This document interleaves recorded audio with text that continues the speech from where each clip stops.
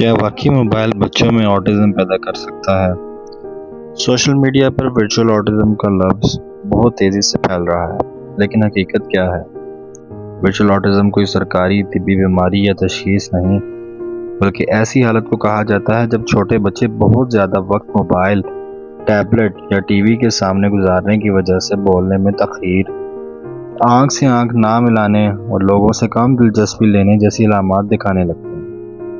ماہرین کا کہنا ہے کہ ضرورت سے زیادہ اسکرین ٹائم بچوں کی زبان، سماجی اور ذہنی نشوونما پر منفی اثر ڈال سکتا ہے۔ خاص طور پر 2 سال سے کم عمر بچوں میں اگر والدین بروقت اسکرین ٹائم کم کریں، بچوں کے ساتھ کھیلیں، بات کریں اور ضرورت پڑنے پر بچوں کے ماہر ڈاکٹر یا اسپیچ تھراپسٹ سے رجوع کریں تو بہت سے بچوں میں نمایاں بہتری آ سکتی ہے۔ یاد رکھیں، ہر بچہ جس میں بولنے کی تاخیر ہو اسے آٹزم نہیں ہوتا، اور ہر اسکرین استعمال کرنے والا بچہ بھی آٹزم کا شکار نہیں بنتا۔ اس لیے گھبرانے کی بجائے صحیح معلومات حاصل کریں اور بچوں کو زیادہ سے زیادہ حقیقی دنیا میں کھیلنے، سیکھنے اور لوگوں سے ملنے کے مواقع دیں۔ شکریہ۔